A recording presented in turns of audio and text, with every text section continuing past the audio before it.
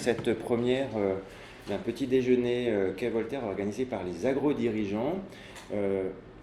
Première à 2 titres pour le format petit déjeuner, mais également pour le format à distance, puisque nous avons, a priori, me disait Delphine, 12 personnes à distance pour un peu moins dans la salle. Donc on fait carton plein avec la totalité des inscrits présents. Donc en cela, bienvenue. Donc petit déjeuner au cours duquel nous allons discuter de comment approcher au mieux la valorisation et la valeur des actifs immatériels. Et merci en cela à Jean-Michel Aspro et Eliane Tosoni-Pitoni de venir partager avec nous ce sujet. Je vous laisserai tout à l'heure vous présenter vous-même et votre parcours. Quelques mots peut-être sur Uniagro et Agro-Dirigeants. Donc Agro-Dirigeants est un groupe professionnel d'Uniagro qui a pour objectif, l'objectif premier de réseautage entre alumni agro occupant des positions de dirigeants. Donc objectif réseau et également objectif de partage de thématiques que nous avons en commun. Donc nous sommes 700 membres au sein d'Agro-Dirigeants, 400 membres sur la communauté LinkedIn. Nous organisons à peu près 10-12 événements par an. Grâce au support et à la dynamique d'une équipe d'animation, merci Delphine, grâce à la dynamique d'une équipe d'animation constituée de bénévoles, et nous souhaitons à chaque fois la bienvenue à toute nouvelle bonne volonté et tout nouveau bénévole. Donc une équipe de bénévoles qui tourne au cours du temps. Bien que nous soyons dirigeants, nous avons institué l'organisation plate et matricielle. Donc il n'y a pas de VP, il n'y a pas de secrétaire général, de bureau. On met tous la main à la pâte. Donc vous voyez, alors je n'ai pas mes lunettes pour voir l'écran là-bas, donc je suis obligé de me retourner. Donc Fatima Farage, donc nous sommes une équipe en transition actuellement. Donc l'objectif de ce groupe est également de mixer des personnes en transition ou en mobilité de carrière avec des personnes en poste pour créer justement cette dynamique de groupe. Donc Fatima Farage, direction marketing en B2B et B2C. Delphine Hermouette, direction marketing, programme et services en B2B essentiellement. Charles Parent, direction financière et direction opérationnelle. B2B, B2C. Nicolas Viard, fondateur d'AgroInnov, et un grand merci à Nicolas qui gère toute la technique de ce matin et qui nous permet d'avoir ce petit déjeuner en relief et à distance. Et moi-même, donc Laurent Yannick, sur des fonctions de direction générale, transformation, innovation et nouveaux business en industrie alimentaire. Donc objectif d'Agro-Dirigeants, réseau par des conférences thématiques, 5 à 6 par an sur des thématiques telles que les nouvelles attentes des consommateurs pour l'organisation et l'impact sur l'organisation des filières alimentaires, les leviers de bon fonctionnement d'un comité de direction. Nous avons également des activités d'ateliers mobilité qui ont pour objectif de partager les projets de mobilité de chacun et de croiser nos réseaux et de faire des partages de réseaux pour être plus dynamique sur notre rebond, notre mobilité professionnelle.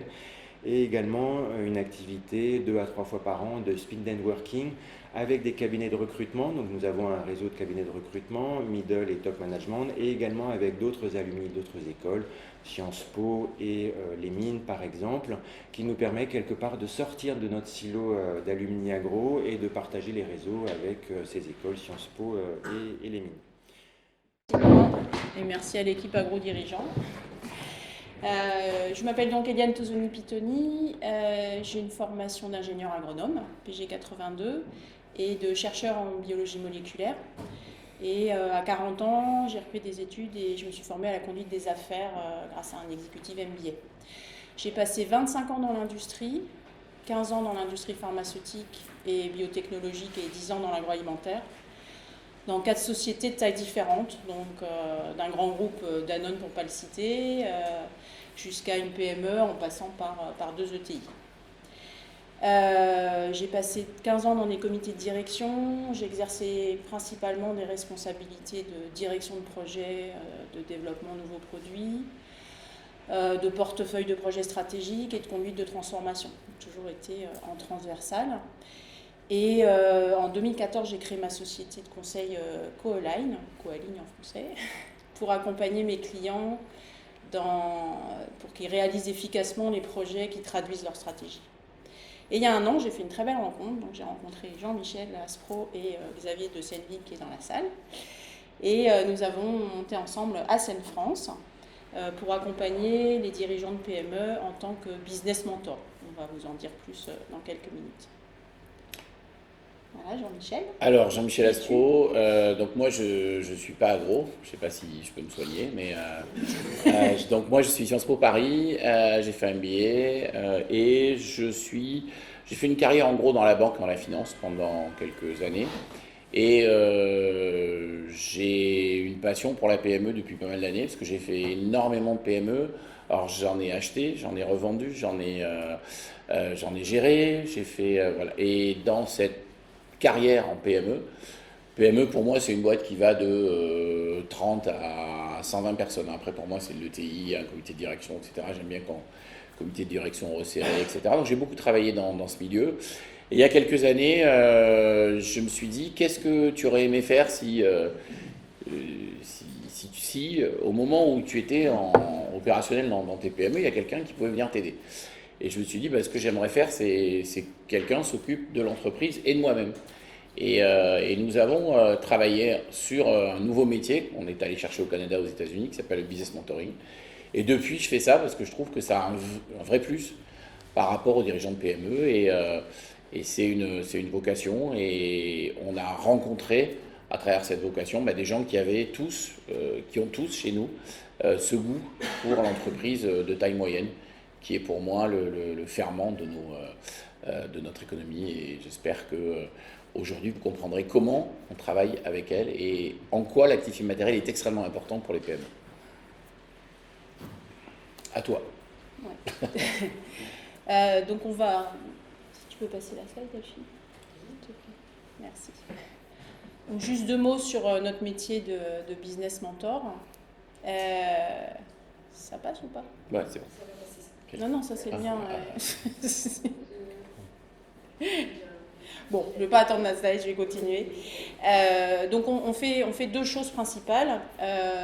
Donc on s'intéresse, comme le disait Jean-Michel, au dirigeant, à sa volonté de dirigeant, à ce qu'il veut faire de sa vie personnelle et professionnelle. C'est souvent très lié.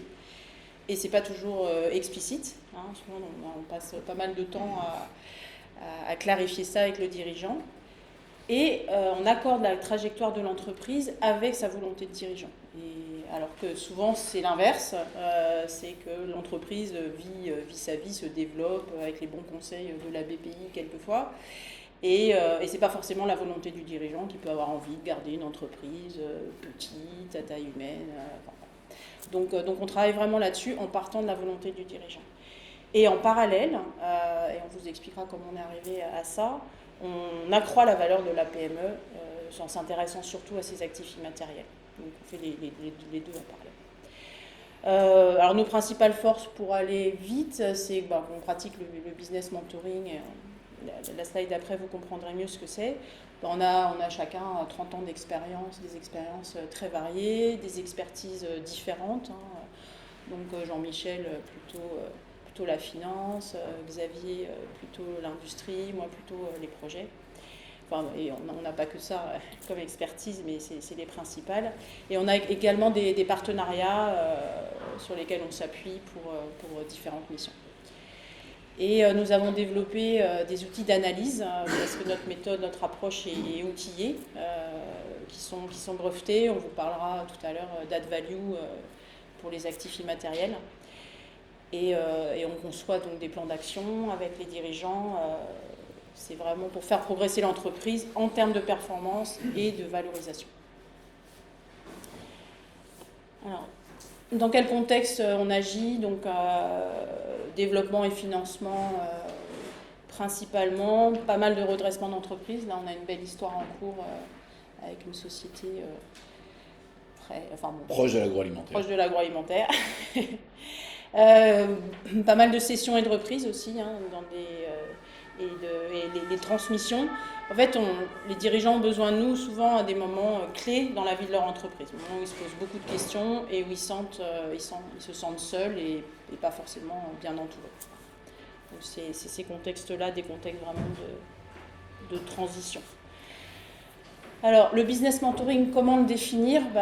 Enfin, moi, pour simplifier, je peux dire que c'est le meilleur du coach et du consultant. Le coach, il va s'intéresser au dirigeant lui-même, avec son histoire personnelle et faire révéler, enfin, vous connaissez la définition du coach, mais qui trouve lui-même ses propres solutions personnelles pour s'améliorer. Le consultant, il va s'intéresser à l'entreprise et aux résultats opérationnels de l'entreprise. Et nous, on navigue entre ces deux univers, c'est-à-dire qu'en fonction des moments, des phases de l'entreprise et des besoins de ces acteurs, on va être plutôt dans une démarche de coach ou plutôt de consultant. Voilà, enfin, on mixe les deux, donc c'est très singulier comme métier. Et on a deux objectifs, c'est vraiment la prise de valeur globale. Parce que si le dirigeant prend de la valeur, c'est aussi son entreprise prend aussi de la valeur. Alors pour ceux que ça intéresse, pour ceux qui sont à Paris, on vous offrira un petit livret tout à l'heure. Et pour ceux qui ne sont pas à Paris, ils vont sur notre site et ils peuvent le télécharger, qui explique un petit peu quelles sont ces méthodes. On ne va pas y passer beaucoup de temps, mais si ça vous intéresse, vous pouvez télécharger ce bouquin. Et à la fin du livre, il y a plusieurs histoires qui sont très intéressantes, enfin, des histoires vécues. Amusantes. Et amusantes. Alors, ce matin, qu'est-ce qu'on va faire ? Ce matin, on va travailler sur la valeur immatérielle de l'entreprise. On va travailler pour prendre conscience de cette valeur immatérielle, pourquoi il faut la prendre en compte.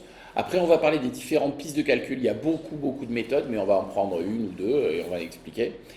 Et on va parler des moments où le modèle de la prise de valeur est pertinent. Alors, il est pertinent pour nous, donc par rapport à la PME, par rapport à une expérience de la PME, dans 4 cas importants. Dans le cas de la fusion, pourquoi ? Parce que dans le cas de la fusion, l'analyse du capital immatériel permet de savoir et de connaître mieux nos forces et nos faiblesses. Donc quand on fusionne avec une boîte, il vaut mieux fusionner avec une boîte qui a des forces qui viennent renforcer nos faiblesses, et des faiblesses qui, à la limite, vont être annihilées par nos forces, plutôt que accentuer nos faiblesses ou n'accentuer nos forces, parce que le delta sera relativement faible. Donc le capital immatériel, il va nous permettre d'analyser les forces et faiblesses sur un certain nombre de critères qu'on verra tout à l'heure. La deuxième chose, c'est la cession, parce que dans la cession, on cherche où sont les valeurs, et le capital immatériel, le travail sur les actifs immatériels va nous permettre de réduire le risque. Il ne nous permet pas d'augmenter la valeur de manière extraordinaire, il nous permet de réduire le risque. Et pour ça, il va jouer sur ce qu'on appelle, on en parlera tout à l'heure, le multiplicateur. On a un multiplicateur, on dit on est EBITDA ou EBE multiplié par X. Le multiplicateur, c'est là-dessus qu'on va jouer avec les actifs immatériels. On va voir comment, en fait, on joue sur ce multiplicateur. Et enfin, dans l'entrée d'associés dans le capital, parce que ça permet de valoriser. Aujourd'hui, l'idée, c'est vous donner une première teinture. En 1 heure, on peut vous faire un cours sur les actifs immatériels, donner une teinture, vous initier au moyen de la piloter et de la connaître. Et puis, si vous avez des questions, c'est avec un grand plaisir qu'on y répondra. Voilà l'objectif. Les questions auront lieu à la fin de l'exposé. Pour les gens qui sont sur Internet, c'est plus facile. Alors, la valeur immatérielle de l'entreprise, on a rencontré ça comment ? C'est vraiment une rencontre, en fait. Qu'est-ce que ça veut dire une rencontre ? Ça veut dire qu'on a travaillé avec beaucoup de dirigeants et on avait un outil de questionnement de 260 questions sur Excel. On posait plein de questions et on essayait d'approcher, en fait, la valeur immatérielle de l'entreprise à partir de ce outil de questionnement. Et puis, on s'est aperçu que les dirigeants de PME se posent plein de problèmes. Exemple, encore ce matin, j'ai une marque, je la mets où ? Mes comptables veulent pas que j'utilise ma marque. Alors j'ai une vraie marque, qu'elle est connue, qu'elle est reconnue, que je suis en grande distribution, que je suis avec un certain nombre de clients. On ne peut pas la valoriser. Pourquoi je ne peux pas valoriser, mettre ma marque ? Quelle est la valeur de cette marque et comment je peux m'en servir ? Mais on a eu d'autres cas. On peut avoir aussi des gens qui vous posent la question sur leur savoir-faire.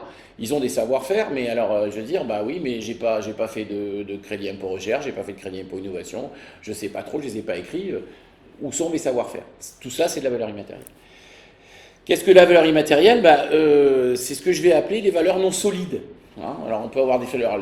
Vous êtes ingénieur agro, donc on va se marrer avec ça. On peut avoir des valeurs solides, liquides ou gazeuses. Donc, on va dire que les valeurs solides, on connaît tout ça. C'est les camions, les usines, les machines, ça, on maîtrise bien. Après, ça va être un peu plus compliqué quand on va parler de valeur gazeuse ou de valeur liquide, et on va voir ce que c'est. Alors, qu'est-ce qu'on va voir ce matin? Ben, on va voir qu'est-ce que la valeur immatérielle de l'entreprise, comment je la prends en compte, je veux dire clairement. Ensuite, comment je vais la mesurer. En PME, parce que pour nous, on parle de ce qu'on connaît, donc on va parler d'abord de la PME. Qu'est-ce que ça veut dire? Et enfin, est-ce que j'ai un outil, est-ce qu'il existe ou est-ce qu'il y a des outils de mesure dédiés et comment je les utilise? Et enfin, ce dont on s'aperçoit finalement, c'est que la valeur immatérielle, qu'est-ce que c'est? C'est finalement l'analyse de tous les points qui viennent de manière diffuse augmenter la performance.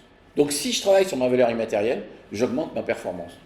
Tiens, donc ça veut dire qu'il y a un lien entre le gazeux, le liquide et le solide, puisque la performance, je vais l'améliorer par toutes ces choses-là. Donc en fait, non seulement la valeur immatérielle, c'est intéressant par rapport à ce que ça apporte à la valeur réelle de l'entreprise, entre guillemets comptable, mais aussi parce que c'est intéressant, parce que ça va apporter une espèce d'amélioration permanente en travaillant sur ces outils de valeur immatérielle. Alors, aujourd'hui, la première chose qu'on peut dire, c'est qu'on est dans un univers où la rentabilité classique est un peu mise à mal, hein, quand on s'aperçoit de la valeur de certaines sociétés aujourd'hui. Hein, je ne vais pas reprendre les GAFA, mais on peut prendre n'importe laquelle. On peut prendre LVMH, on s'aperçoit que la marque, c'est quand même des valeurs, le savoir-faire, l'image, hein, parce que quand on achète du Louis Vuitton, on achète un peu la France, donc c'est une valeur extrêmement gazeuse. Hein.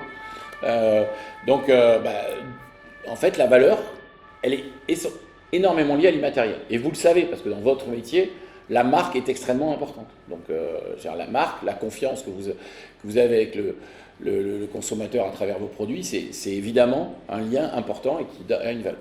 Donc, premier point, la question c'est, la rentabilité actuelle, je la connais, hein, j'ai un compte de résultat, mais d'où proviendra ma valeur future? Et en fait, on s'aperçoit que la compta aujourd'hui, alors elle passe sous silence, on peut dire, même s'il y a quand même des approches intéressantes, hein, on travaille avec des cabinets comptables sur ces approches-là, sur lequel la compta ne travaille pas sur les processus de création de valeur, elle travaille sur la constatation de la valeur. Donc elle ne va pas par exemple, si j'ai pas de salarié, je n'ai pas de client, hein, je meurs. C'est un peu débile de dire ça, mais sur le fond, comment ça se mesure ça? Comment je mesure la satisfaction de mes salariés, comment je mesure qu'ils sont adéquats au poste, etc. et mes clients, c'est-à-dire comment je mesure tout ça. En fait, le financier, et ça a été difficile pour moi parce que je venais d'un univers vachement financier, les finances ne sont pas la source de la création de richesse, mais c'est le résultat. Donc on doit travailler sur la source, et c'est là qu'on va travailler sur l'actif immatériel. D'accord ? La première chose, c'est se dire qu'est-ce qui contribue à créer de la valeur, et comment est-ce que je vais travailler sur ces outils, sur ces différents points qui contribuent à créer de la valeur. Alors, la première chose sur laquelle je vais me focaliser, c'est ce que je vais appeler les sources de création de richesse. D'accord ? C'est-à-dire la qualité de ces sources de création de richesse et leur solidité. Et là, il faut rendre hommage à quelqu'un qui a beaucoup travaillé sur ce sujet-là, qui est un agro aussi, je crois. Un agro, Nancy 83. Voilà. Qui s'appelle Alain Fustec, qui a écrit un bouquin qui est vraiment très intéressant sur la valeur immatérielle, qui travaille sur la valeur immatérielle depuis très longtemps et qui a fait un rapport auprès du ministère des Finances sur cet outil-là. Et c'est vrai qu'il dit, et il a raison, arrêtons de nous focalisons-nous sur les sources de création de richesse. Et c'est autour de ce travail-là qu'on va mettre en place tous les systèmes et les outils qui nous permettent de mesurer la valeur immatérielle. Et plutôt que de mesurer la valeur passée, on va mesurer les facteurs de production, ceux qui sont intacts, ceux qui doivent être améliorés, ceux qui sont passés sous silence, pour que je puisse améliorer ma valeur future. Et c'est là-dessus qu'on va travailler, et c'est là-dessus qu'on va essayer de mettre l'accent quand on travaille sur la valeur immatérielle d'une entreprise. Alors comment on fait ? En fait, la première chose, c'est qu'on doit être d'accord sur le fait que les actifs, ils sont de nature différente. On est d'accord que les actifs solides, ce que je disais tout à l'heure, c'est-à-dire les usines, les machines, les camions, voilà, donc ça c'est les actifs solides. Ça, la compta, elle maîtrise bien, hein. On les met, on les amortit, c'est bon, je maîtrise. Les logiciels, c'est un peu plus compliqué, mais enfin, à peu près, je vois. D'autres sont liquides. c'est les brevets, les savoir-faire explicites. Il y a des gens qui ont breveté. Hein, on a aujourd'hui, grâce au CIR, des possibilités de breveter de l'innovation. On a de l'innovation, on a un crédit innovation, on a un crédit, certes recherche, on a aussi un crédit innovation. Souvent, on n'y pense pas, mais ça existe. Et l'innovation, c'est quand même là qu'on va travailler sur les savoir-faire et les process. C'est là qu'on va les écrire, et souvent on a des process innovants. Là, on travaille avec une société récemment dont le problème c'était qu'elle avait un emballage pour un fromage assez connu, et que cet emballage, il avait 2 composants, et que ces 2 composants, le problème c'est d'arriver aujourd'hui à valoriser les 2 composants qui sont différents, entre guillemets, plastique et carton. Donc, comment je fais ? Il a fallu inventer un savoir-faire, un process qui permette que la ménagère ou le ménager, excuse-moi parce que je dis la ménagère en ce moment, je suis mal, donc le ménager puisse déchirer en fait le carton, hein, et mettre le carton dans la poubelle carton et le plastique dans la poubelle plastique. Ils avaient un savoir-faire, ils savaient le faire. Sauf que comme ils n'avaient pas breveté, comme ils n'avaient pas travaillé sur, je dirais, ce savoir-faire explicite, globalement, ils n'ont pas utilisé cette valeur, qui était pourtant une valeur de recherche, une valeur immatérielle forte, parce qu'ils ont fait des machines, ils ont fait un process pour le faire. La deuxième chose, c'est alors les choses que je vais appeler gazeuses. Alors ça fait toujours marrer tout le monde quand je dis que c'est gazeux. C'est quoi ? Globalement, le management, c'est gazeux. Je suis désolé, mais j'arrive pas à dire que le management, c'est quelque chose d'extrêmement rationnel. Alors peut-être que je ne suis pas ingénieur, je suis désolé, mais ça doit être un manque de capacité théorique. Mais pour moi, le management, il y a des process, effectivement, il y a des comités de direction, mais il y a aussi toute une façon de gérer les gens, de les entraîner, qui n'est pas que réductible à des équations. Il y a l'histoire aussi. Les PME, elles ont une histoire, d'accord ? Et cette histoire-là, je veux dire, globalement, c'est un vrai actif immatériel. Et si on ne se rend pas compte de l'importance de l'histoire à l'intérieur d'une PME, parce que c'est là, derrière, vous allez avoir une marque, globalement, pour un comptable, l'histoire, ça ne veut pas dire grand-chose. Mais pour un patron d'entreprise qui est dans sa PME et que la PME a 100 ans, et on a un certain nombre de PME, il y en a une notamment, on va fêter ses 100 ans cette année, ouais. Je veux dire, ça veut dire quelque chose 100 ans. Ça veut dire un poids d'histoire, un poids de savoir-faire, et ça aussi c'est actifs immatériels. Alors, est-ce qu'on les valorise, est-ce qu'on les valorise pas ? On verra tout à l'heure, mais en tout cas, il faut en tenir compte dans, je dirais, la fidélité des employés, le bassin d'emploi. Parce que c'est une boîte qui a 100 ans dans un bassin d'emploi ou dans un endroit, elle va fidéliser des familles, elle va fidéliser des gens, il y a tout un réseau autour d'elle, et ça a de la valeur. Et aujourd'hui, malheureusement, on passe un peu à côté de tout ça. Donc c'est ce que j'appelle les actifs gazeux, qui existent et qui sont quand même très importants pour valoriser une entreprise. Il y a les savoir-faire implicites aussi. Exactement. Parce qu'on parlait des savoir-faire explicites qui étaient plutôt liquides, ceux qu'on peut écrire, mettre dans un crédit innovation. Mais il y a des savoir-faire implicites qui ne sont pas du tout décrits, mis en avant et valorisés de fait. Absolument. Et ça, on le voit beaucoup dans les entreprises, c'est-à-dire qu'ils ne s'aperçoivent même pas qu'ils ont des savoir-faire très rares. Travailler sur les savoir-faire, c'est aussi un des points qui va permettre de connaître les actifs immatériels. Trop souvent, les savoir-faire, on les oublie, on les écrit pas, on les laisse porter par 2 ou 3 personnes importantes, et quand elles s'en vont, on a tué le trésor national, comme disaient les Japonais. Et je veux dire, et ça, c'est quand même très important de les écrire. Donc, effectivement, les savoir-faire, il faut... Alors, je ne vais pas faire une histoire de l'économie globale, mais je veux dire que ce qui est amusant, c'est que cette notion-là, elle apparaît dans les années 90. Pourquoi ? Parce que dans les années 90, on a de plus en plus d'entreprises qui font de l'informatique, qui sont dans la valeur, je dirais, différente qu'une valeur purement industrielle. On est sur des postes industriels, donc il y a du service, il y a des tas de choses, et donc on va se poser des questions. Les premiers à se poser des questions, c'est les assureurs. Scandia, c'est des camions, mais c'est aussi un assureur. Et c'est deux chercheurs qui se disent, il y a un pilotage de l'immatériel qui doit exister, et précisément, ils vont travailler sur le capital intellectuel. C'est-à-dire, en gros, une entreprise, quand je suis en face d'une entreprise, j'ai un capital intellectuel. Comment est-ce que je mesure ce capital intellectuel ? Alors ça va être assez limité, mais c'est une première un premier pas. À cette époque-là, moi je travaille à l'époque dans le groupe des caisses d'épargne et je rencontre quelqu'un qui travaille sur les balbutiements de la RSE, la responsabilité sociale des entreprises. On verra qu'il y a une différence entre la responsabilité sociale des entreprises et les valeurs immatérielles. Je pense que peut-être il y aura des questions là-dessus. Mais c'est quand même, quelque part, les mêmes logiques. C'est-à-dire, comment est-ce que je mesure des choses qui ne sont pas a priori mesurables. D'accord ? Et on va, avec des gens comme Geneviève Ferron, on va commencer à travailler sur ces outils-là. Geneviève qui aujourd'hui travaille justement dans la partie RSE, responsabilité sociale des entreprises. En 2006, donc, un de vos agros produit un ouvrage que je trouve excellent qui s'appelle Le capital immatériel, valoriser le capital immatériel. Lisez-le, c'est très intéressant. Et il va travailler aussi avec le ministère de l'économie et des finances qui dit mais c'est vrai, les valeurs immatérielles, ça veut dire quelque chose. Donc comment est-ce que on va pouvoir rendre ça palpable, visuel, et la direction générale des entreprises du ministère de l'économie et des finances produit ce qu'on appelle un thésaurus.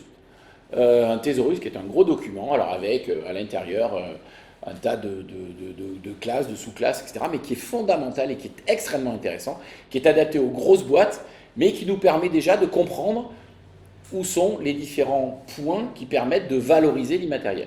Le thésaurus, il est disponible sur Internet, allez-y, c'est très intéressant, et vous allez voir comment, donc sur le site du ministère de l'économie et des finances, comment tout ça, ça fonctionne. C'est très intéressant de regarder tous les points qui ont été vus.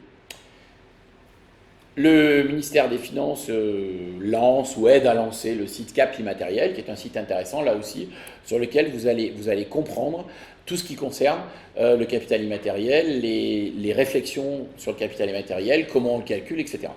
Donc, c'est une démarche qui est intéressante, innovante, mais qui a du mal à se déployer. Pourquoi elle a du mal à se déployer ? D'abord parce que, fondamentalement, tous les comptables ne sont pas trop d'accord avec ce que c'est que l'actif immatériel. Ils disent, mais attendez, vous me parlez de trucs liquides et gazeux, mais vous plaisantez. Enfin, je veux dire, soyons clairs, monsieur, soyez un peu réaliste. Oui, alors, mais pourquoi, monsieur le comptable, y a-t-il une survaleur entre la valeur auquel l'entreprise, vous l'avez calculée, et puis la valeur auquel elle l'a achetée? Pourquoi il y a une différence? C'est le goodwill. Amen. Donc voilà, donc il y a du goodwill, mais on ne sait pas ce que c'est. Donc, nous, on crée en 2019, en 2018-2019, on a créé un outil qui s'appelle AddValue, et qui lui est un outil qui, concrètement, va rentrer à partir de ces questions, les 260 questions dont on parlait tout à l'heure, qu'on a essayé de travailler avec un algorithme, et avec une société qui produit des algorithmes qui est basée en Israël. On a essayé de trouver des systèmes qui permettent de calculer la valeur immatérielle, ou du moins de nous donner une approche de la valeur immatérielle d'une entreprise. D'accord ? Ce que tu n'as pas dit tout à l'heure, on peut rajouter, c'est Alan Fustek, dans son livre, il a quand même réalisé qu'il y a 2/3 de la valeur, en moyenne, 2/3 de la valeur des PME immatérielles. Donc la valeur immatérielle représente 2/3 des valeurs des PME. C'est un chiffre qui est important à avoir en tête. Alors, on en parlera plus en détail tout à l'heure, on a quelques slides là-dessus. Ouais. Alors, quelques balises économiques rapidement. Donc, si vous voulez, il y a un travail qui est fait par toutes les années par une banque assez connue en France et qui travaille sur l'évaluation des actifs immatériels. Et elle nous dit aujourd'hui que dans une entreprise, 14 à 88% de la valeur de l'entreprise repose sur l'évaluation de ces actifs immatériels. On verra quels sont ces actifs immatériels, et puis vous avez ça par type d'industrie. On voit que l'industrie agroalimentaire, il y a une importance non négligeable de la valeur des actifs immatériels à l'intérieur de ce secteur. Donc, et vous voyez, en fait, dans ces chiffres, vous avez en fait la part de l'immatériel, le poids de l'immatériel sur le poids des actifs corporels, et on voit qu'il y a certains secteurs où le poids de l'immatériel est extrêmement important par rapport aux actifs corporels.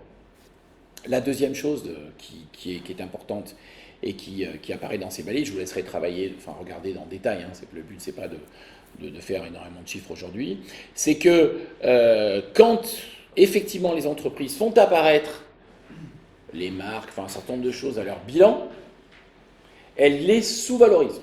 C'est-à-dire beaucoup d'entreprises, beaucoup de types d'entreprises sous-valorisent leurs actifs immatériels. Non seulement elles ne les valorisent pas toutes, mais en plus, quand elles les valorisent, elles ne sont pas justement valorisées.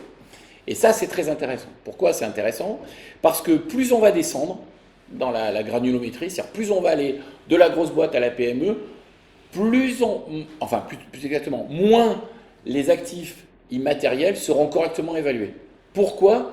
Parce qu'on reste en PME encore sur une approche traditionnelle et que donc ce qui est travaillé par des grands groupes, je prends LVMH, je prends sans doute Danone que je ne connais pas, mais ça, ils doivent le faire aussi, mais je prends un certain nombre bon, je veux dire, ce que moi, tout ça, je ne le vois pas en PME. En PME, on a une habitude de travailler sur des process comptables classiques, et quand on parle de valeur, on ne travaille pas, ou très peu, sur la valeur immatérielle. Bien qu'on la ressente, très profondément. C'est l'endroit où je la ressens sans doute le plus profondément, on va en parler le plus possible, mais c'est l'endroit où c'est le moins exprimé. Donc c'est assez amusant parce qu'il y a une dichotomie entre, d'une part, j'exprime toutes ces valeurs immatérielles dans mon discours, mais je ne le vois pas. Je ne vois pas mon brevet, je ne vois pas mes marques, je ne vois pas mes savoir-faire, bref, je ne les vois pas dans les comptes. Il faut aussi prendre en compte que ça prend du temps. Ouais. Et les PME, elles sont... le dirigeant de PME, il a tellement de choses à faire et au four et au moulin en permanence. Et c'est vrai que ça prend du temps. L'expert comptable n'est pas toujours aidant. Et c'est vrai que dans les groupes, ou les ETI ou les grands groupes, il y a des gens dédiés à ça.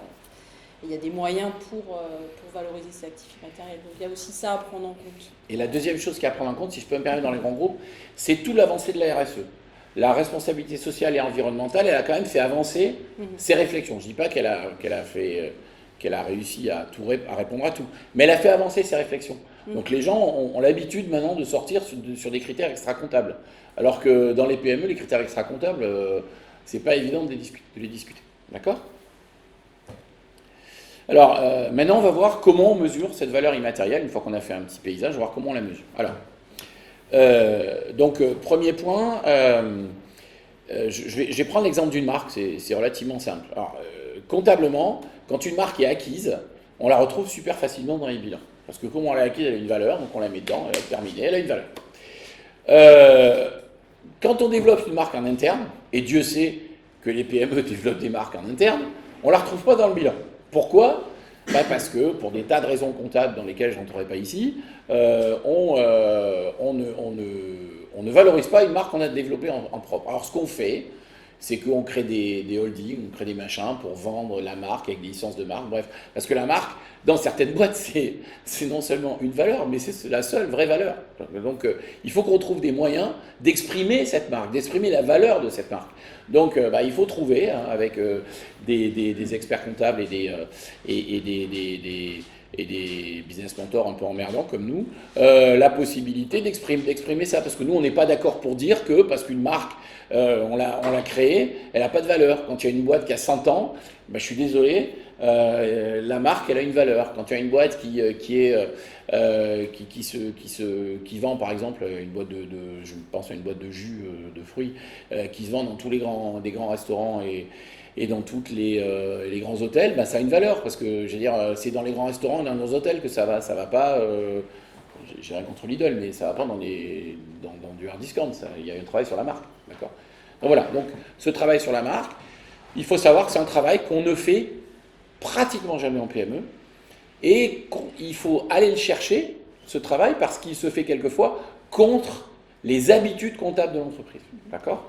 Oui, ce qui est très étonnant, c'est qu'en fait, les marques acquises sont valorisées, donc actifs incorporels, et les marques créées en interne, on a un mal fou à les valoriser et à les mettre au bilan. Donc il faut qu'on trouve des... Donc, quand on achète une société, on achète sa marque là, elle est valorisée, mais soi-même, sa propre marque... Ouais, on se demande. On a besoin de toi, Delphine. Alors, la logique du bilan immatériel, c'est quoi en fait ? C'est une logique qui ressemble à un bilan classique. C'est de dire, il y a tout un tas d'actifs immatériels, le management, le système d'information, la RSE, qu'on verra plus tard, d'accord ? Tous ces actifs, qui sont à l'actif, ils contribuent à un capital qui est le capital client. Capital client, produit, marché. En gros, ça veut dire que tous ces actifs-là, ils permettent que le client soit fidèle, ils permettent que la marque soit pérenne et ils permettent que le marché me reconnaisse. D'accord ? Alors, c'est une vision qui est extrêmement amusante parce que c'est comme une vision comptable. Hein. Il y a des actifs et il y a des actifs d'un côté et du capital de l'autre. Et c'est cette vision-là qui s'est imposée petit à petit, puisque c'est une vision d'une comptabilité un peu, entre guillemets, classique, puisque d'un côté j'ai l'actif et de l'autre j'ai le capital. Et donc c'est vraiment et de cette vision-là, on tire un bilan immatériel, c'est-à-dire on prend tous les actifs et on prend, ils contribuent à la marque, le commercial, le client, etc. Alors ça ne veut pas dire que dans les actifs, que dans le capital client, je veux dire, il y a le client. Mais par exemple, on peut avoir un actif qui s'appelle la façon dont la direction commerciale est organisée. On peut avoir l'organisation de la direction commerciale, le fait qu'il y ait des directeurs commerciaux, le fait qu'on ait un outil de fidélisation. Ça, c'est dans les actifs. Ça contribue au niveau du capital à augmenter le capital client, mais c'est un actif. Il y a bien un directeur commercial, il y a bien des gens qui font du commercial, il y a bien des gens qui travaillent sur la marque, etc. etc. Donc on est d'accord qu'il y a bien des actifs, il y a bien un CRM, etc. Il y a donc des actifs qui contribuent à augmenter ce capital qui est le capital client. Et c'est dans cette logique-là, qui est une logique qui ressemble à une logique financière comptable, qu'on travaille sur le capital immatériel. Ça, c'est la première chose. On établit un bilan immatériel. Quels sont les actifs? Alors après, quels sont les actifs? Au début, en 95, on disait qu'il y en a 3, le capital humain, le capital client et le capital structure. On s'est aperçu que c'était bien, mais que c'était un peu léger. Donc on a évolué en 2006, et aujourd'hui, on peut dire que le thésaurus a posé 12 actifs immatériels de base. L'actif client, c'est évident. C'est-à-dire que comment je travaille mon client, est-ce que j'ai des structures, quel type de client est-ce que je suis saisonnier, pas saisonnier, est-ce que j'ai un outil de fidélisation, est-ce que je les connais, est-ce que j'ai du CRM, machin, etc. Le capital humain, bien sûr. Formation, savoir-faire, conservation du savoir-faire, bassin d'emploi. Je peux recruter, je ne peux pas recruter. C'est pas un petit capital, ça. Il y a des bassins d'emploi aujourd'hui, on ne peut plus recruter. Si vous avez, par exemple, on est travaillé avec une société qui fait des soudures de très très très haut niveau. Aujourd'hui, vous ne recrutez pas en France en soudeur, quoi. Dans le bassin d'emploi de Lyon, autour de Saint-Étienne, aujourd'hui, vous ne trouvez pas de soudeur. Donc, je veux dire, le capital humain, ça pose un problème. Il faut les former. Bon. Organisation. C'est sûr que si je ne suis pas organisé, que c'est un franc bordel, que tout le monde s'occupe de tout, je veux dire, ça va poser donc, le capital organisation, c'est évident. Système d'information. C'est un capital qui est très important aujourd'hui, qui apparaît de plus en plus, parce qu'effectivement, alors, au-delà de l'usine 3.0 et de tous les fantasmes qu'on peut imaginer, moi je pense qu'aujourd'hui, le système d'information, il y a une vraie qualité de ce système, comment je travaille, qu'est-ce que je fais avec, à quoi il me sert, etc. Donc comment il contribue à ma valeur et à ma performance, ou est-ce qu'il ne contribue pas et que c'est plutôt une espèce de redondance de la tâche. D'accord ? Le savoir, ça il va falloir, on travaille beaucoup sur le savoir-faire. Quels sont vos savoir-faire ? Comment vous les, quels sont vos savoir-faire ? Comment vous les maîtrisez ? Comment ils sont écrits ? Comment vous les transmettez, etc. Donc les savoir-faire, comment vous les développez ? Les marques, on vient d'en parler, je ne resterai pas dessus. Les partenaires, aujourd'hui, une boîte ne bosse pas sans ses fournisseurs. Alors là, vraiment, quand on me dit les fournisseurs, je le prends, je le change, je fais ce que je veux, c'est-à-dire que vous êtes une fois sur deux avec un problème qualité. Donc, comment vous avez contractualisé le travail avec vos partenaires ? Qu'est-ce que vous faites avec vos partenaires ? Pourquoi c'est celui-là et pas un autre ? Est-ce que vous avez un plan de continuité si jamais le partenaire il se casse la figure ? Ce qui peut arriver. Je veux dire, donc comment ça se passe ? D'accord ? Exemple. Récemment, on est avec un très très grand, on travaille avec un très grand chocolatier français dans lequel son packaging a une importance extraordinaire et il a un fournisseur de packaging. Si jamais son fournisseur se casse la gueule, je peux vous dire que il vend plus un chocolat, quoi. Et voilà, donc il n'a pas sécurisé sa pro et il n'y a pas pensé.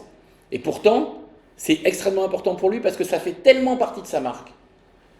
Parce que vous reconnaissez qui il est avec sa boîte.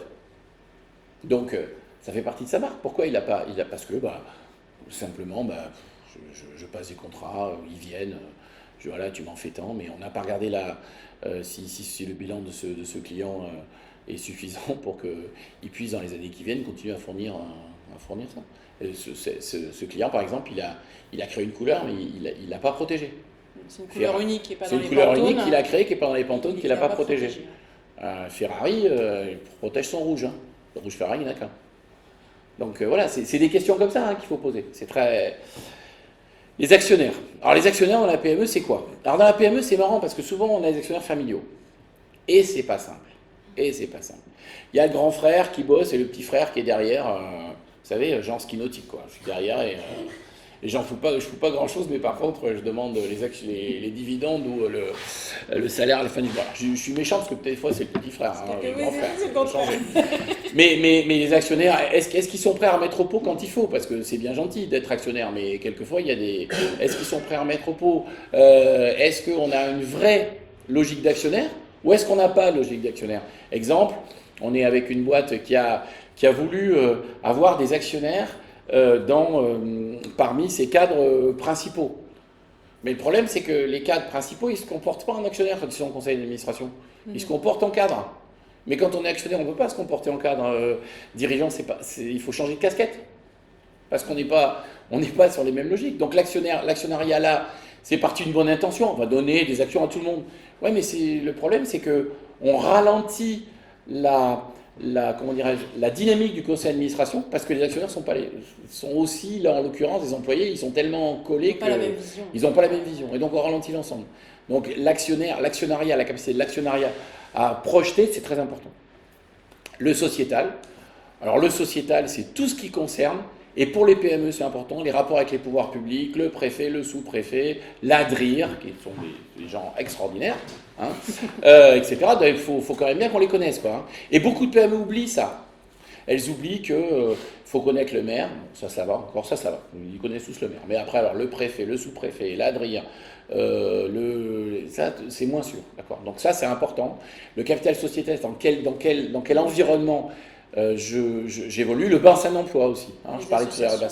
Les associations professionnelles. Est-ce que j'y suis pas? Quand je veux vendre ma boîte, il faut que je sois dans une association professionnelle parce que, je veux dire, si j'y suis pas, je veux dire, globalement, personne ne me connaît. Ou du moins, est-ce que je vais ou pas dans des foires, par exemple? Est-ce que j'y suis pas, quoi, hein, c'est important. C'est une vraie stratégie.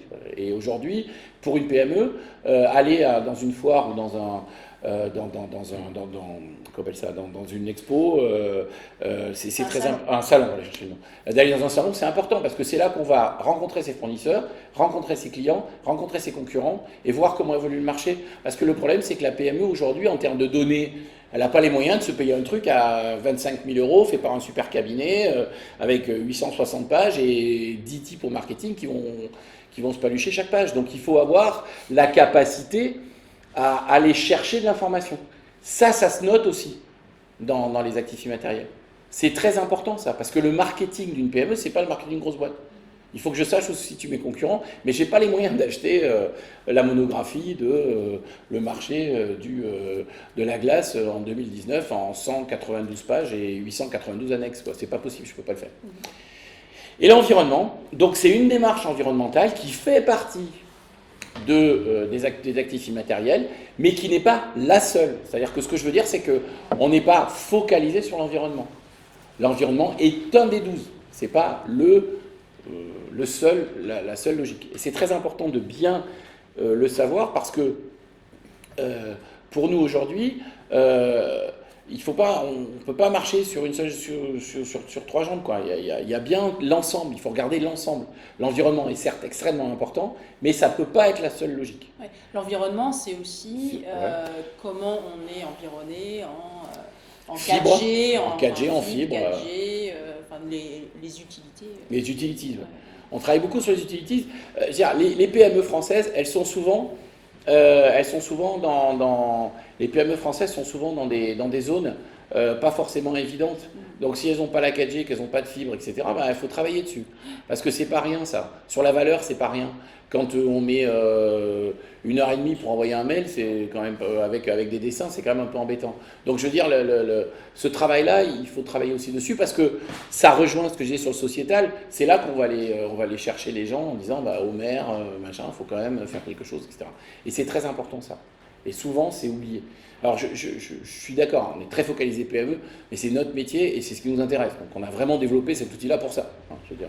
Mais n'hésitez pas, si vous êtes dans des grands groupes, ça peut aussi vous parler. Hein, il n'y a pas de souci par rapport à ça. Alors, qu'est-ce qu'on va faire? Alors, ça, c'est un truc complètement...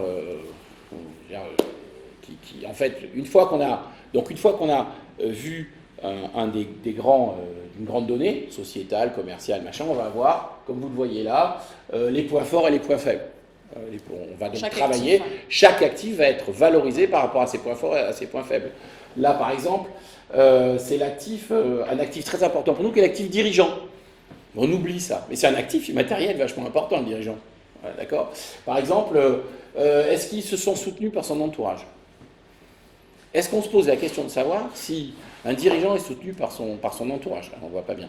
Mais voilà, ça fait partie des questions qui vont valoriser l'entreprise. Si vous voyez, on se sent isolé, est investi dans la vie locale, équilibre en temps de présence. Donc tout ça, c'est en fait le capital dirigeant. L'actif, il y a un actif important qui est l'actif du dirigeant. On va l'interroger exactement comme on en interrogera les autres actifs. Et dans chaque actif, vous avez une analyse des points forts et des points faibles.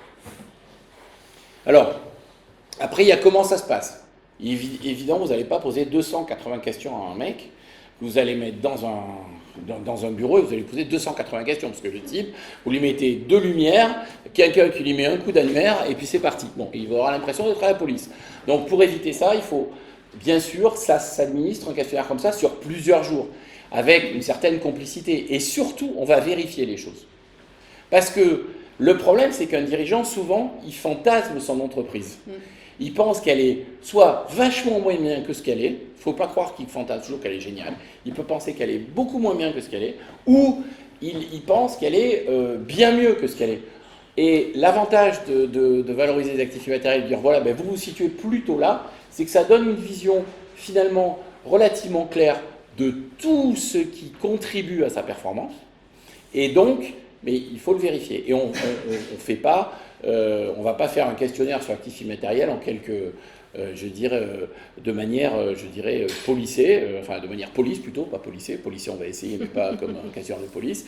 On va faire ça tranquillement.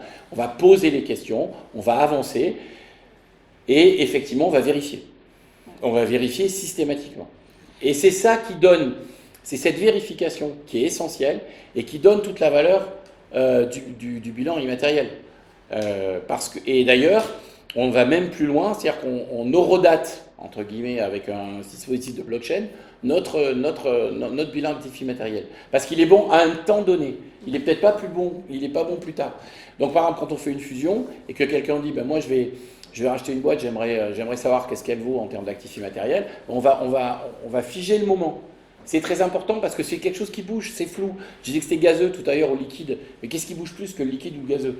Donc forcément, ces valeurs-là, elles évoluent. Donc il faut qu'on se mette bien d'accord, un, sur le fait que ce soit vrai, c'est-à-dire qu'on ait vérifié, et deux, que ce soit vrai à un temps donné, parce que l'entreprise, ça évolue. D'accord? Donc voilà l'outil Add Value. Alors, j'ai beaucoup parlé de la valeur immatérielle en PME. Pourquoi? Parce qu'aujourd'hui, en fait, la valeur comptable de la PME, classiquement, c'est EBITDA multiplié par 5, 6 ou 7. Bon. EBITDA, EBE, enfin, peu importe. EBE, excédent brut d'exploitation. Voilà, multiplié par temps. En fait, aujourd'hui, moi, ce qui m'intéresse, c'est pas tellement l'EBITDA, parce que l'EBITDA, ça se calcule, le BE, ça se calcule, etc., c'est facile. Ce qui m'intéresse, c'est le multiple. Ce qu'il faut que je sois capable de justifier, c'est le multiple. Parce qu'entre 5 et 7, il y a une différence. Et qu'est-ce que c'est que le multiple, en fait? Le multiple, c'est si mon entreprise vaut tant, le multiple, c'est, plus exactement, le multiple, c'est l'indicateur du risque que je prends en achetant cette entreprise ou en ayant cette valeur. En fait, si je suis à 5 ou à 3, par rapport à un marché qui est à... Si je suis à 3 par rapport à un marché qui est à 5, c'est que mon entreprise présente plus de risques qu'une entreprise qui est à 5. Si je suis à 7 dans un marché qui est à 5, c'est que si j'achète cette boîte, le risque est moindre que si je suis dans le marché. Donc, le travail sur les actifs immatériels que je vais faire, il ne va pas avoir pour but de donner un chiffre, il va nous donner un facteur de risque, un facteur de diminution du risque, et donc d'augmentation ou de justification du multiple. D'accord ? Deuxième idée, et c'est la deuxième grande idée, c'est que l'outil de la valeur immatérielle, c'est un outil de management. C'est-à-dire, c'est un outil de management. Voilà, on travaille sur des actifs, c'est un outil de management. OK ? Donc, alors, je ne vais pas revenir sur le chiffre clé de la PME en France, tout le monde les connaît, mais c'est juste pour vous... Quand on va descendre au niveau de la PME, qu'est-ce que ça veut dire l'actif immatériel ? Alors, la BPCE, les banques populaires caisse d'épargne, donc les bleus et les rouges, ils se sont mis ensemble, ils créent un indicateur qui est très intéressant sur la PME et les valeurs immatérielles en PME. Et cet indicateur, moi, je trouve très intéressant, outre le fait que on se refuse pas. J'étais en caisse d'épargne il y a quelques années, donc je les aime bien par définition, mais aussi parce que leur travail est intéressant, et on s'aperçoit quoi ? L'impact du capital immatériel sur la croissance du chiffre d'affaires. Et en fait, on note le capital immatériel. D'accord ? On ne donne pas un chiffre, on note. On est entre 0 et 2, entre 8 et 10, entre 18 et 20. D'accord ? Et on s'aperçoit que quand vous notez le capital immatériel, il y a un lien qui est fait par la BPCE, qui a énormément de données, entre deux choses, la croissance du chiffre d'affaires et votre indicateur de qualité du capital immatériel sur 20, et la croissance de votre marge et votre indicateur du capital immatériel. Ça veut donc dire que ce n'est pas si liquide et si gazeux que ça. Ça veut dire quoi ? Ça veut dire qu'effectivement, si je gère le capital immatériel et si je travaille sur les actifs immatériels, j'obtiens du résultat d'exploitation. Et j'obtiens de la croissance du chiffre d'affaires. Alors vous allez me dire, mais c'est M. Jourdain, il fait de la prose sans savoir. Ouais, mais alors ça, je peux vous dire que c'est le grand argument de beaucoup de comptables qui vous disent, ouais, mais attendez, qu'est-ce qui me prouve que vos actifs immatériels, ils ont une valeur, puisque par définition, c'est une valeur future. Moi, je connais la valeur passée, mais je ne connais pas la valeur future. Donc, si vous voulez, ce travail de la BPCE qu'on regarde toutes les années avec délectation, il ne fait que, je dirais, conforter notre croyance qui est que le capital immatériel, c'est aussi un outil de management qui améliore la performance. En particulier en PME. Donc, alors, à partir de là, qu'est-ce qu'on fait ? Soyons clairs, on a un outil. Ça, c'est un outil qui est un outil qu'on a développé, mais il y a des tas d'autres outils. En fait, on va essayer de... Vous voyez, vous avez un certain nombre d'actifs immatériels qu'on a analysés. Il y a des actifs immatériels qui contribuent fortement à la performance. Donc là, c'est une boîte qui a un vrai souci, parce qu'elle a des actifs donc prioritaires. Enfin bon, on ne vous a pas donné d'exemple réel parce que pour des problèmes de confidentialité, on ne peut pas. On signe des accords de confidentialité, donc par définition, on ne peut pas vous donner des exemples. Mais en gros, on va d'abord essayer de voir dans quelle classe d'actifs l'entreprise doit s'améliorer, quels sont ses points forts sur la classe d'actifs, ses points faibles, là où elle doit se maintenir et là où elle doit s'améliorer. Comme une matrice classique. Une matrice. Après, on va prendre chacun des actifs et on va voir quel est le pourcentage de l'atteinte de la performance maximum par rapport à cet actif. Là, on a pris l'actif client. Alors c'est l'actif client, y a de la volonté, il y a pas mal de choses, mais la réalité derrière, c'est que j'ai pas de contrat avec les clients, j'analyse pas le portefeuille, etc. Par contre, je mesure la satisfaction. Donc, je vais noter, entre guillemets, la façon dont je gère mon client par rapport aux actions que je mène. D'accord ? Et ça va me donner, là, en l'occurrence, 14,8%. C'est un exemple. C'est un exemple, peu importe. Voilà, c'est un exemple qui n'est pas très bon, mais il y a des exemples à 80%, ça dépend. Alors, il y a des boîtes qui sont à 80 sur des indicateurs et à 5 sur d'autres. Parce que le patron, c'est un super commercial, il a vachement travaillé là-dessus. Et puis sur sa production ou sur ses savoir-faire, il est un peu plus bancal. Voilà, donc c'est juste un exemple. Hein, c'est pas, le but, c'est pas de dire donc on va prendre tous les actifs et on va travailler sur tous les actifs. Et on va détailler chacun des actifs. Est-ce que par exemple, vous avez noté combien vous avez est-ce que vous calculez votre fidélité client, est-ce que vous mesurez votre coût d'acquisition, etc. Et donc ça va se calculer tout ça. Et ça va vous donner un positionnement relatif par rapport à l'ex-client. Ce positionnement relatif, c'est simplement, ça vous donne une sécurité ou une faiblesse par rapport à la gestion du client. C'est finalement assez simple. Et derrière, ça donne une note globale. Est-ce que je dois me renforcer? Est-ce que est-ce que je suis vraiment complètement out? C'est ce qui est gris. Bon, il n'y en a pas eu. Est-ce que je dois me renforcer? Est-ce que je peux m'améliorer? Ou est-ce que je suis vraiment dans quelque chose où je le maîtrise? Est-ce que certains d'entre vous ont fait le test sur le site avant de venir? Non, pas encore. Okay. Bon, ceux Parce qui que font le mini-test sur notre site, il y a 26 questions et voilà, et ça donne ce résultat-là. Au moins une première approche. C'est juste, il a pour but de maîtriser votre appétence, entre guillemets, aux actifs immatériels.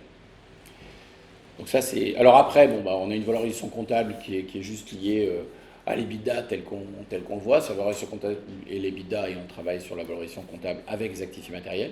On s'aperçoit qu'on passe de 300 000 à 500 000, parce que sinon c'est des minimaux. Donc il y a bien une valeur quand même. Alors ce travail-là, il est fait par un algorithme qui va comparer en fait la moyenne des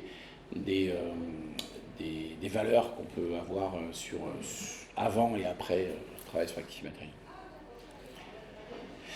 Et enfin, la dernière chose sur laquelle je voudrais venir, c'est une fois qu'on a cet outil d'actif immatériel et qu'on mesure ces actifs immatériels, à quoi ça sert?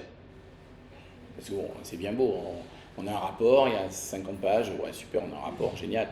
La question c'est, en fait, l'idée c'est que cet outil va être une aide à la priorisation des projets. C'est-à-dire qu'en fait, par exemple, si je n'ai pas travaillé sur ma marque, si je n'ai pas travaillé sur ma savoir-faire et que le savoir-faire est important dans mon métier, etc., ça va m'aider à prioriser le projet et à m'améliorer, bien sûr, et à donner des indicateurs sur les projets que je réalise. Donc, si vous voulez, l'actif immatériel, ce n'est pas juste un pointé à l'instant T, ce n'est pas une photo. L'idée, c'est que ce soit un film. Et pourquoi ça doit être un film? Et on va revenir sur le pourquoi de tout ça. Pourquoi ça doit être un film? Parce qu'effectivement, le bilan et le compte de résultat, c'est une photo à un instant T. Qu'est-ce qui fait le film?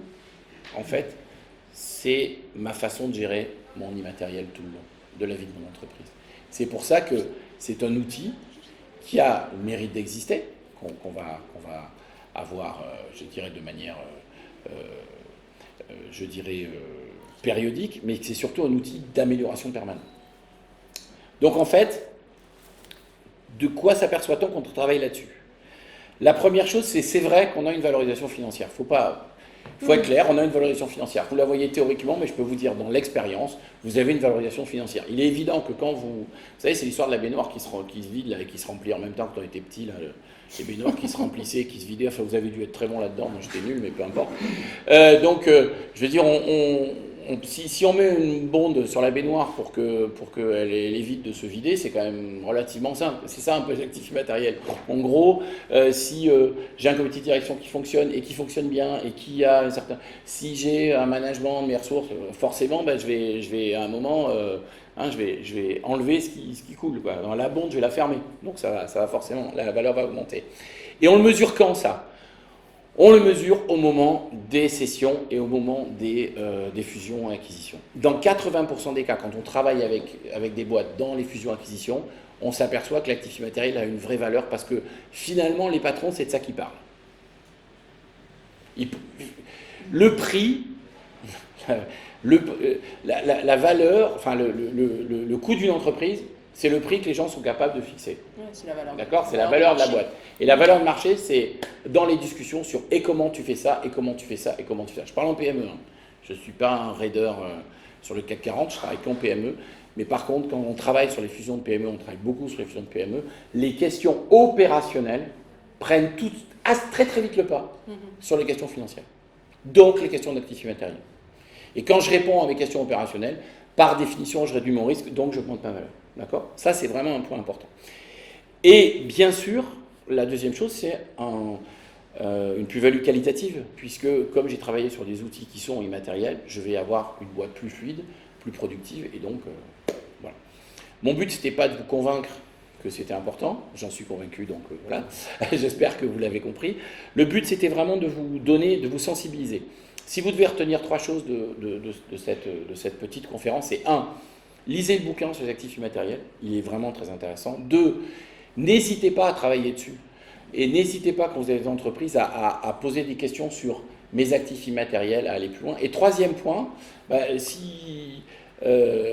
participer, je veux dire, au mouvement autour de tout ça aujourd'hui. Il y a un mouvement autour des actifs immatériels qui existe. On a vu qu'il y avait le ministère des Finances, il y a des tas de gens qui réfléchissent à ça, nous aussi. Je veux dire, n'hésitez pas à rentrer dans le mouvement, parce que c'est ça qui fera changer les comportements.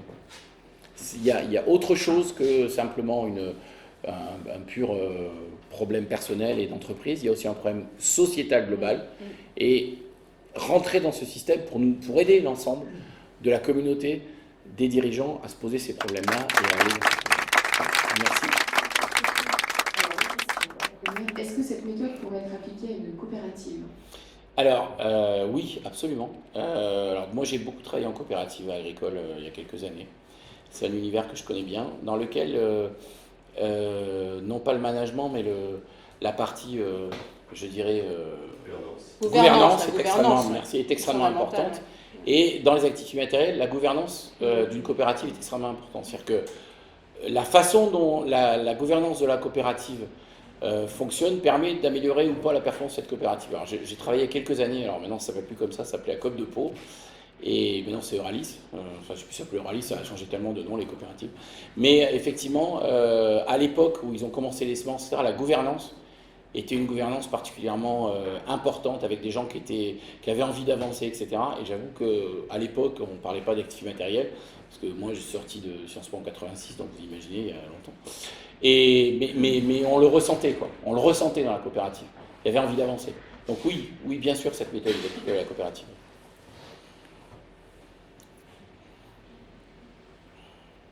Est-ce qu'il y a d'autres questions ? D'autres questions.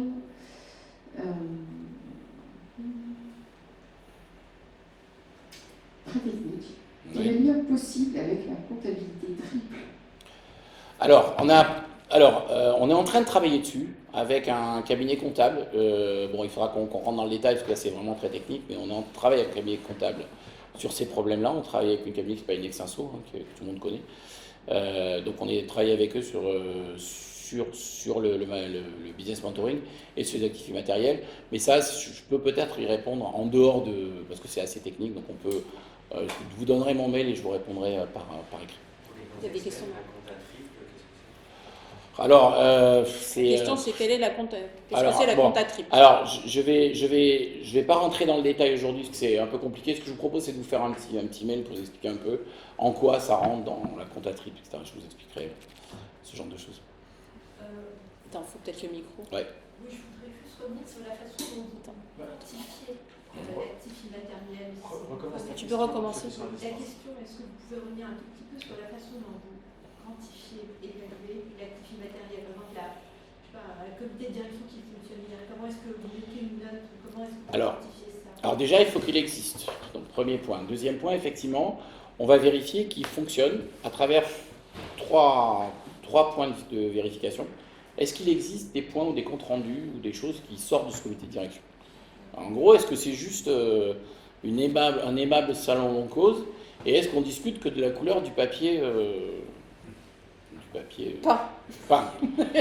Je peux vous dire que déjà, est-ce qu'il existe matériellement une preuve ? Parce qu'on va être beaucoup sur le matériel, la preuve matérielle. De quoi il discute ? Deuxième point, de quoi il discute.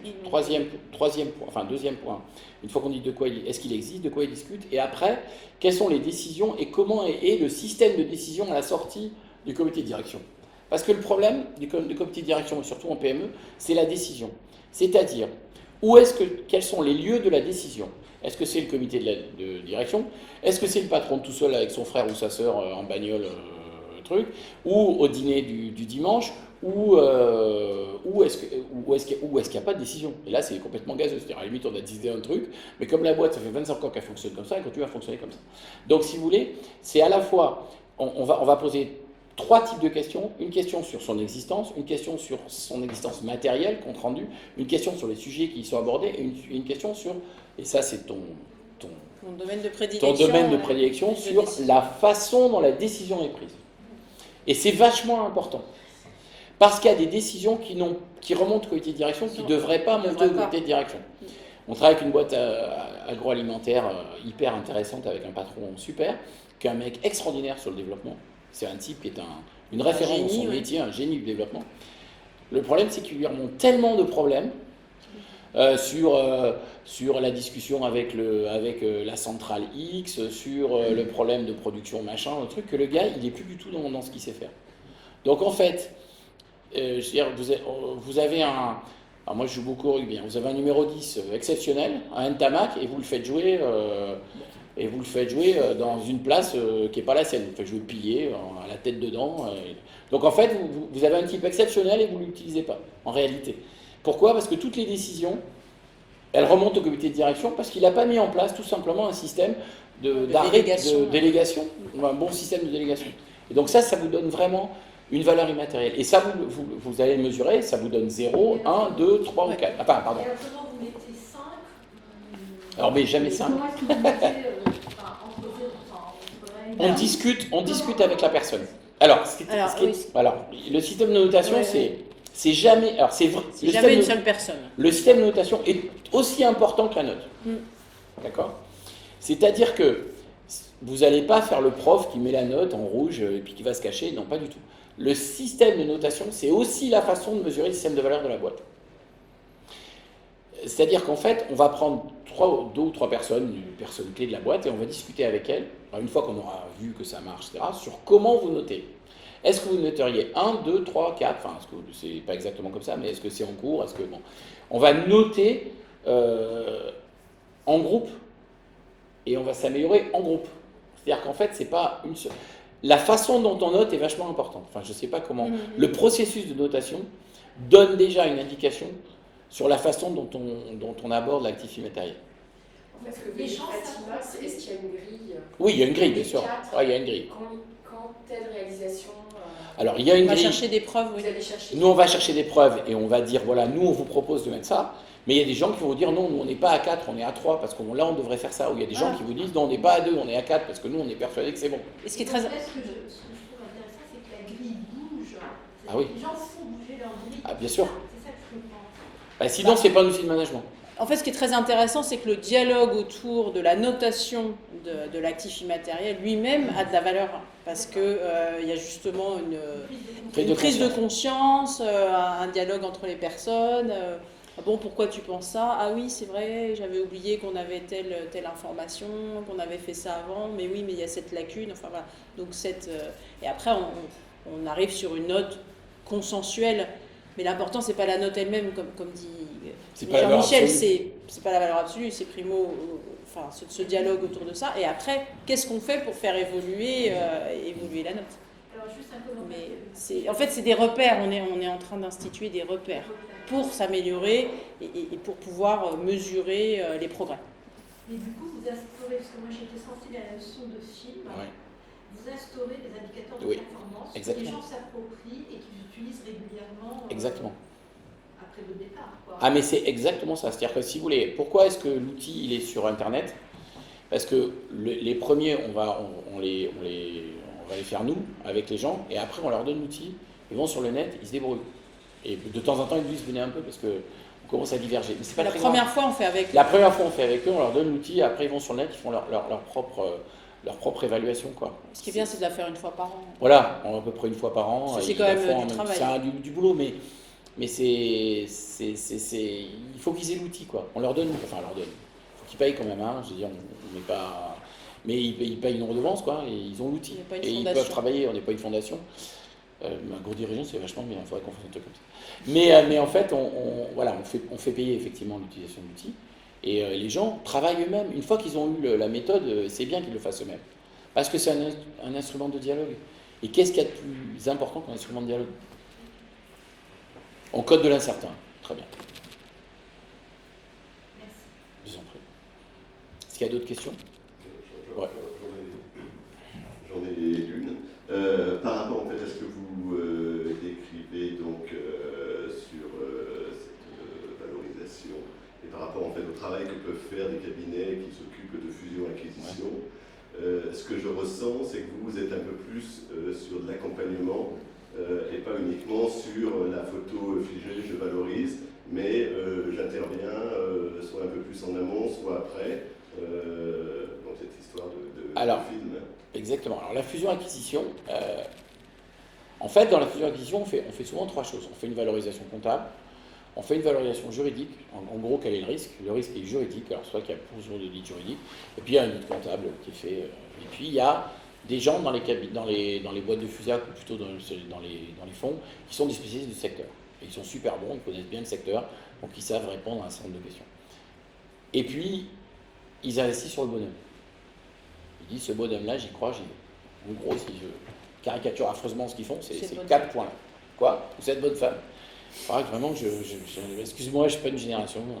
Pour moi, le bonhomme, c'est les deux, avec des petits cheveux. Donc voilà. Donc ils investissent sur la personne.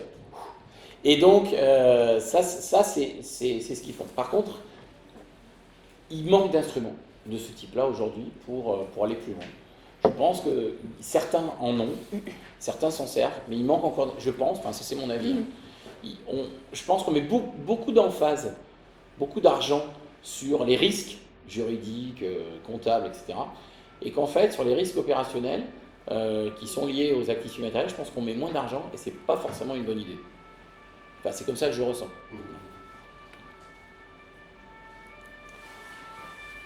Est-ce qu'il y a d'autres questions?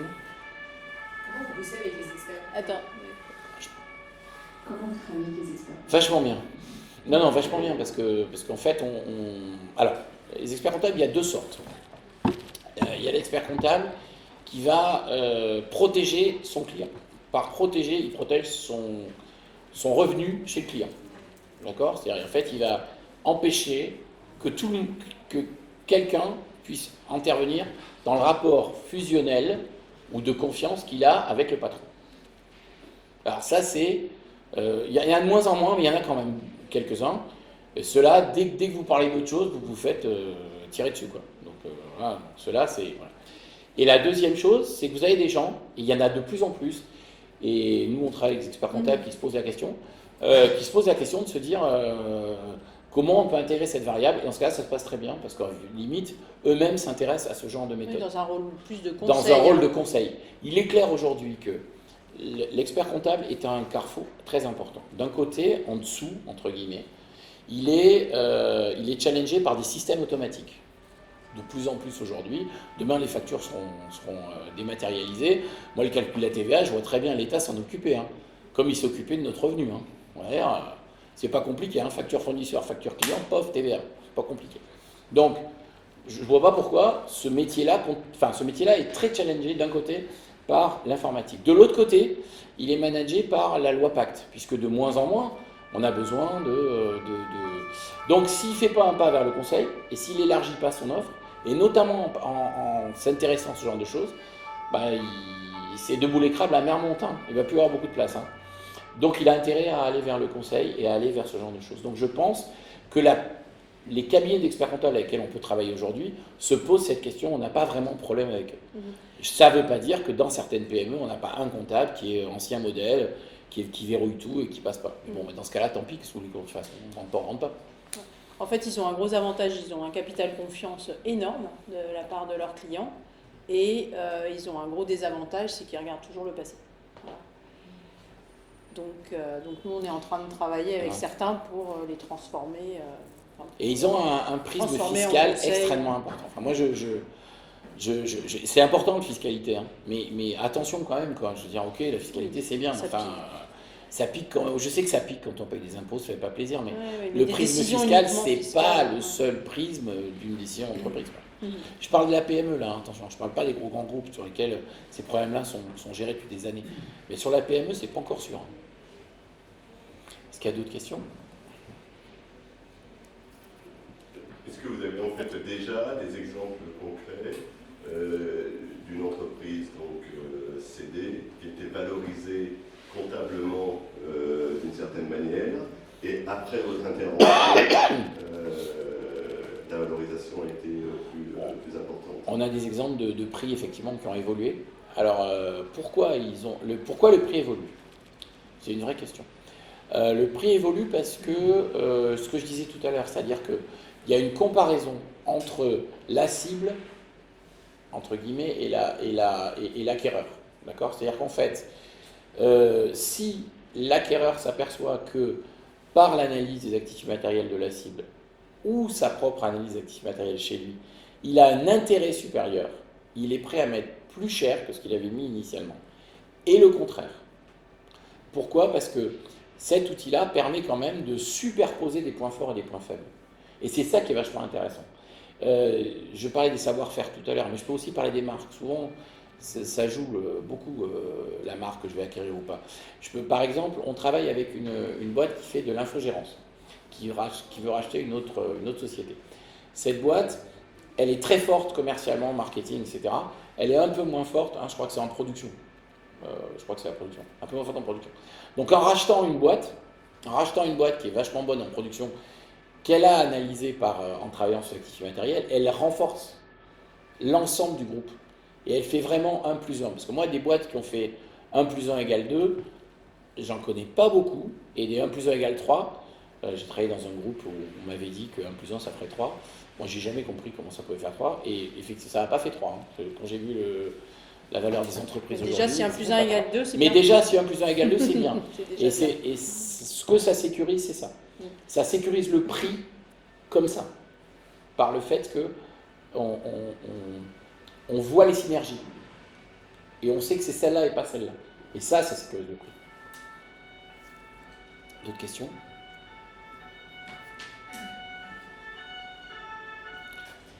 Vous avez prononcé le nom magique RSE à plusieurs reprises. À quel actif dans les 12 vous le rattachez? Parce que vous parlez d'environnement à un moment. Il y a environnement humain. Et qu'est-ce que vous prenez en compte dans votre évaluation? Alors, on prend humain, politique, on prend les critères classiques de la RSE en humain. On prend il y a 3 endroits où ça se trouve. Il y a l'endroit management. Dans la partie management, on va retrouver des critères RSE. Par exemple, la place des femmes, par exemple, un certain nombre de choses qu'on va retrouver dans le management.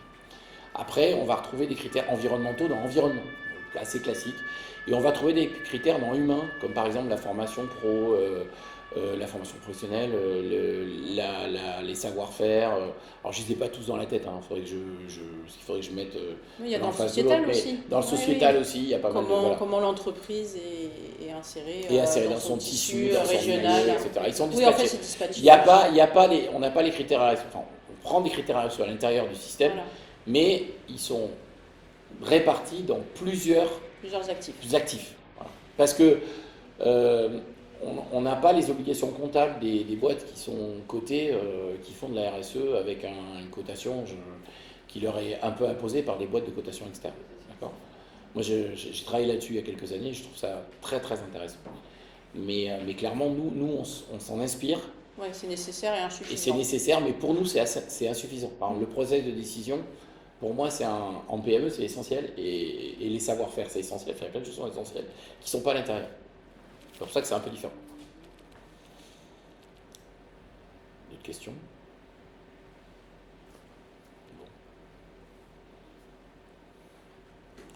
Laurent? Assez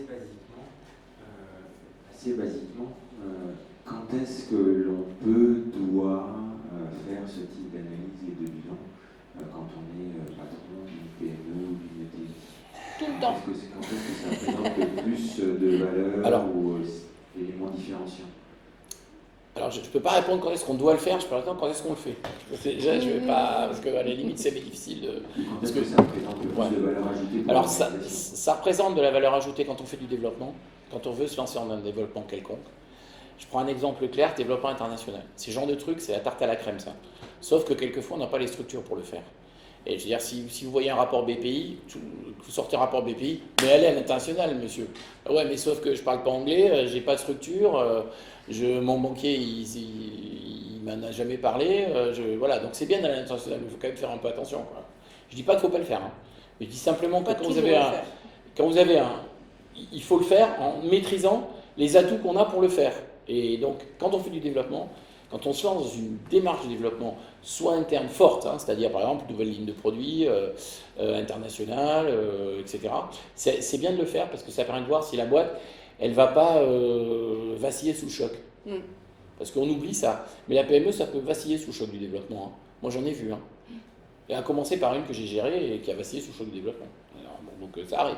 Il faut faire attention, ça. Le développement, c'est à la fois vachement bien, et puis voilà. Donc ça permet de savoir quelles sont ses forces, ses faiblesses, et bien maîtriser si je peux ou si je peux pas, et à quel Si la base est momentum, solide. surtout à quel moment je peux me lancer. Mm. Donc ça, c'est le développement. Deuxième point, bien sûr, fusion, acquisition, cession, Cession. etc. Transmission. Transmission, c'est un point important. Et puis, recherche de financement. C'est-à-dire que quand je vais faire entrer un fonds à mon capital, et que j'ai fait ça, vraiment, quand vous arrivez sur le fonds, vous sortez un bilan de vos actifs immatériels, avec le petit tampon certifié, telle date, machin, etc., My Copy Proof, bidule et tout, et que vous posez ça, le gars, je veux dire, Ça fait la différence. ça fait quand même un peu la différence, quoi. C'est-à-dire que ces questions, monsieur, que vous allez me poser, je me les suis déjà posées. Je ne dis pas que j'ai toutes les réponses, mais je me les suis déjà posées. Donc ça a de la force. Et ça permet d'aller un peu plus loin dans la discussion avec le fond. Ça veut dire, en face de moi, j'ai quelqu'un qui comprend ce que je recherche.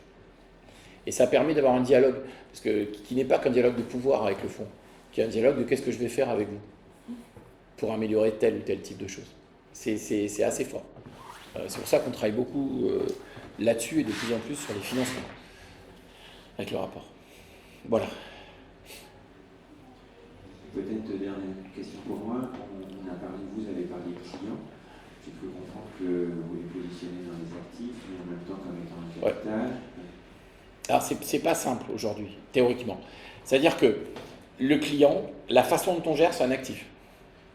D'accord ? C'est-à-dire que c'est tout ce qui contribue à obtenir le capital client. C'est-à-dire que la marque, la façon dont je gère commercialement, enfin tout ce qui est actif dans cette partie-là, c'est le comment je fais. Enfin, si je devais résumer, c'est les questions sur le comment. Et ça donne un résultat qui est le positionnement par rapport au client, à la marque, etc. D'accord ? Donc si vous voulez, dans actif, c'est vraiment actif, au sens où qu'est-ce que je fais ? Et ça donne un résultat qui n'est pas passif, en l'occurrence, mais qui est le client, la marque, etc. C'est dans cette logique-là qu'on se positionne, même si elle a un côté artificiel que je ne nie pas. Mais là, justement, on est en recherche de trouver des termes meilleurs que cela. Mais comme les gens ils ont l'habitude de parler de ça, on fait comme ça. Mais bon. L'actif client, c'est aussi comment sont répartis mes clients. Si j'ai par un exemple. client et 90% de mon chiffre d'affaires sur un client, ça aussi, ça mesure l'actif. Exact. C'est une des questions. Merci. D'autres questions ? Il y a des questions. La notion de territoire n'existe pas en fait dans les actifs. Je dis la notion de territoire n'existe pas dans les actifs Territoire. matériels en fait. Territoire, Territoires régionaux quoi. c'est dans Si. l'environnement. Environnement, C'est c'est dans ça. l'environnement, d'accord, Ouais, mais c'est c'est ça. pas exprimé tel quel quoi, parce que la France est un pays Ah oui, le territoire au sens etc. attractivité. Donc on valorise. Si, on valorise l'attractivité du territoire. Et d'un autre côté, c'est un pays centralisé. C'est vrai. Où on délaisse les territoires un peu économiquement. Et je trouve que ça apparaît pas en fait forcément très clairement cette notion-là qui peut être à la fois Positive, valorisante et. Ouais. Alors, on a une question sur l'attractivité du territoire, mais au sens... alors, on a une question sur l'environnement. Par exemple, la force de travail. Est-ce qu'on trouve des gens pas loin, quoi ? C'est une question, ça. Bassin d'emploi. On a une question sur le bassin d'emploi, par exemple, parce qu'il y a des bassins d'emploi qui sont sinistrés en termes de compétences. Oui, puis il y en a d'autres qui sont en en plein emploi, comme plein je pense emploi, à la Vendée, par la exemple. Vendée, ils ouais. arrivent, Et qui ou sont le en- Cotentin aussi, Ouais. ils n'arrivent pas à trouver. Et qui sont en guerre de Collaborateurs. recherche de compétences. Voilà. Bien. Merci. Très bien. Merci Il y a pas beaucoup. d'autres Il n'y a pas d'autres questions. Je vous remercie. Alors, pour ceux qui sont parisiens, je vais un petit livre aussi pour les autres. Vous pouvez le télécharger.